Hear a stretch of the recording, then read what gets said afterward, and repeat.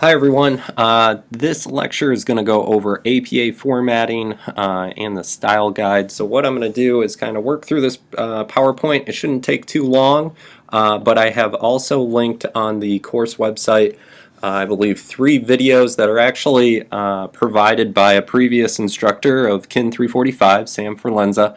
And really, he's going to go over some nuts and bolts, really explicit examples of how to format your document and make sure things are working correctly within Microsoft Office for any term papers or any papers you're going to really be submitting for this course. So let me put this into a presenter view here. Alrighty, so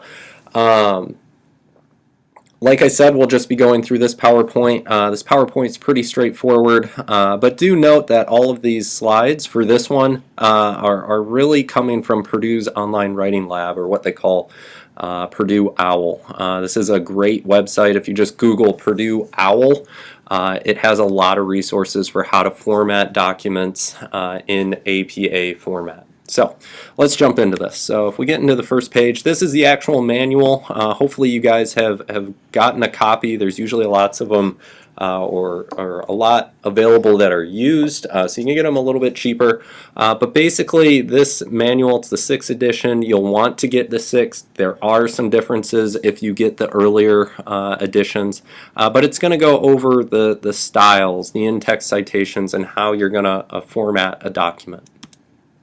Kind of to start off, APA really talks about the tone or the voice that you use as an author. So they have a few examples here. Try to use personal pronouns only where appropriate. This is kind of a tricky one for writing. So try to say, "We conducted an experiment." So again, try to say, "We conducted an experiment." Try to avoid saying, things like "the authors conducted an experiment." That one can be tricky, but definitely also try to pay attention to what kind of voice you're using. So there can be an active voice or a passive voice. So try to say things like "participants answered questions." So what they did, as opposed to "the participants have been asked questions by the researchers." This is kind of a more wordy way of just saying "participants answered some questions." Okay, so again, going along with the language, what you want to try and do is with APA, we're writing scientific papers, so try to be clear, try to be concise, and try to be pretty straightforward or plain. So when we say being clear, be specific in your description and your explanations. Be concise, so condense the information when you can. If you can use 2 words instead of 8, use 2 words, but just make sure that we can still convey an accurate message. And then lastly, kind of plain or straightforward language. So use simple descriptive adjectives. Try not to use anything where in normal talking we might throw in some air quotes or something like that. No figures of speech. Be direct in what you're saying. The general format of an essay or any term paper, this is pretty straightforward, but it should be typed. Make it double spaced on standard paper, so 8.5 by 11. You might have to resize the margins within Microsoft Word, but make sure they're 1 inch. We don't want 1 1/4 inch or anything like that. We want that on all sides, so that includes the header and the footer. Use 12-point Times New Roman or a similar font. The similar font is really frowned upon. Most papers or most people are going to require that you use Times New Roman, and that's something I'm going to require for your papers in this class. And then you'll always want to include a 1-page include a page header. So that's going to be your running header. It's going to have the title of the paper or a condensed form of that title for the paper, and that should be on every single page of your document. And again, that's going to be something that Sam goes over in his videos on YouTube. So here's the general breakdown of how your paper should go. There should be a title page, the main body, and then your references. So the title page, again, you can kind of see at the top here. It's kind of hard to see, but there's a running header. Again, really refer to Sam's video about the mechanics of this and how you would actually format these correctly. But you will have a title page here, so you'll have the title. You'll say, you'll put your name in there, and then you'll also put your affiliation. The main body or the text of the paper. This is pretty standard, but you would call this page, it should start with page number 2, so your title page will be page 1. You will include the title on that first page of the main body, centered at the top of the page, and then everything else should be double spaced. And there are some small breaks that will come within the paper, but again, reference Purdue OWL or the APA manual for how you should appropriately format those breaks. And probably the most important part of the body is identifying the sources in your paper, and that's going to be using parenthetical or in-text citations. And then the last part is your reference page. This one's pretty straightforward as well. You'll put reference at the center top of the page, and then you're going to go through. There's kind of a special format for APA, but you'll double space the formats. It will start flush to the left, and you will put the first author's last name followed by their first initials. Again, we'll go through this a little more in depth. Okay. So the references, the basics of it, you're going to want to alphabetize your reference list. So again, that's alphabetized by the first author's name. If the same author is used throughout a paper, then you move to the second author's last name and you alphabetize that way. So make sure you include that. You'll capitalize only the first letter of the first word of the title and subtitle of an article. So what this means is if a title happens to have a colon in it or anything like that, you would capitalize the first letter of the first word in the beginning portion of the title, and then whatever subtitle they might have, again, you'll capitalize the first letter of the first word there. Again, reference the APA manual. It'll go over this a little bit more in depth than what I'm doing here. When you get to the actual title of the journal that you're using the citation from, you'll actually capitalize all the major words in the journal title. In-text citations, the basics of this, whenever you use a source, you really should be citing this, and we can do this in a variety of ways. So there's different ways that you can do this where you'll put certain information in the parentheses. A lot of times it's going to be the author's last name and the date of their publication. But if you happen to use a direct quote, then what you're going to be doing is actually providing word for word the quotation within quotes, and you'll have to give the author's name as well as the year and what page that citation is from. So formatting quotations, I'm going to let you guys kind of read through this one, but when quoting, so using a direct quotation, you'll want to introduce the quotation as they did here. You can kind of see the author's last name, the year. They introduce this quote. They quote the actual information word for word, close parentheses, and then they're going to put the page number. Okay, this is really important to do. So try to follow this specific format here. Okay. Another one is if you kind of summarize or paraphrase a citation. So when you do that, what you'll do is you kind of put what the previous authors have said in your own words, but then you still need to cite that. Okay, so what you'll do is you'll do within parentheses, you'll put the last name of the author and the year that you got that information from.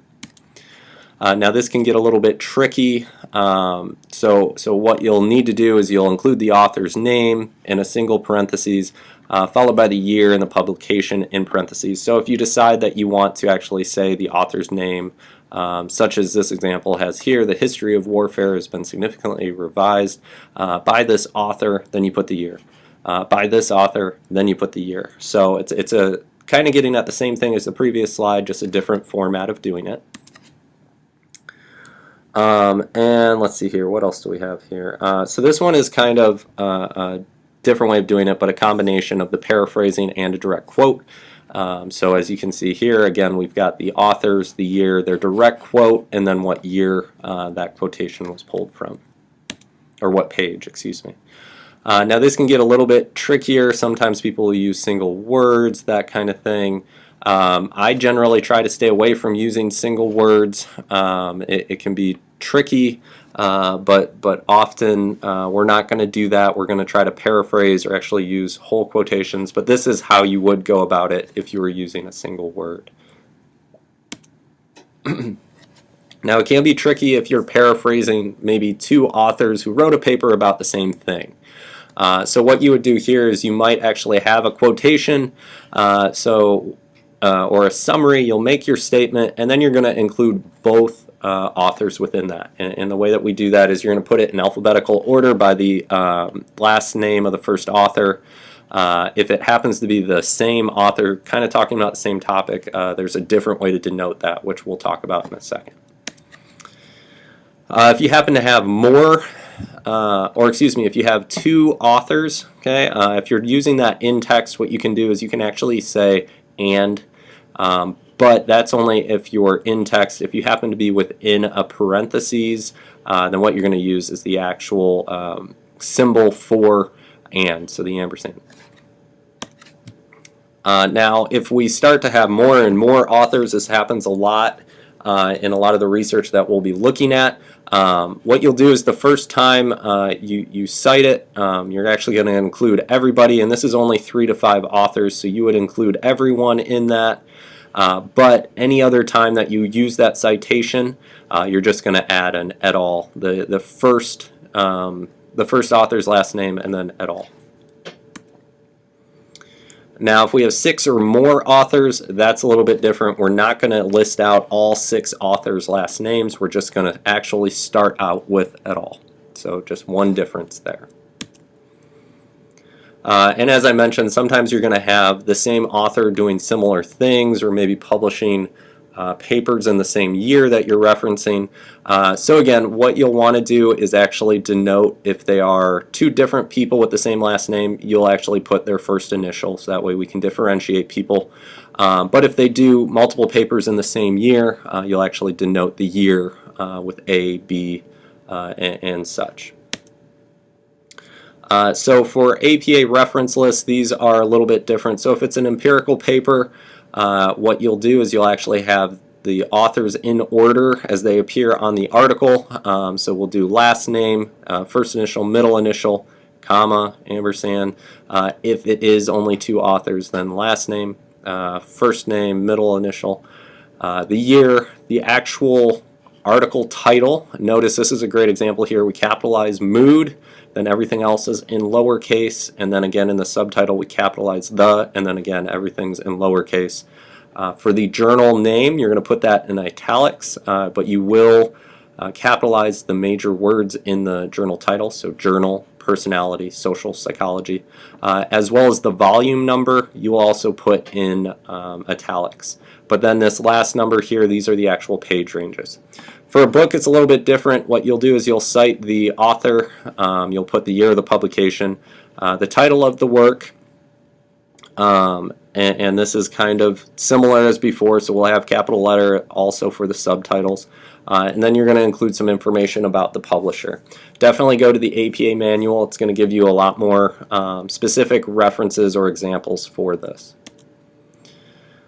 You can also look at specific book chapters, and for that you'll actually cite the authors of the book chapter. Okay, so not the whole book, but the book chapter, the year of the publication of the book, the title of the chapter, and then what you're going to list is the editor's names. And this is a little bit different, so you'll use their first initial of their first name and then their last name.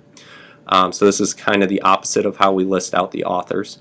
EDS is for editions. Then we have the title of the book in italics, and then the pages of the chapter, and again some information about the publisher. So that was kind of a quick rundown, but there are definitely a lot more examples on the Purdue OWL website, so I would suggest you go check that out.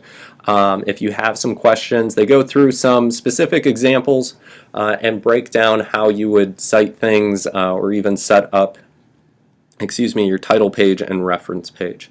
Also, definitely check out the additional videos I've posted. Again, those are presented by Sam Forlenza. He's been a great resource here in the kin department.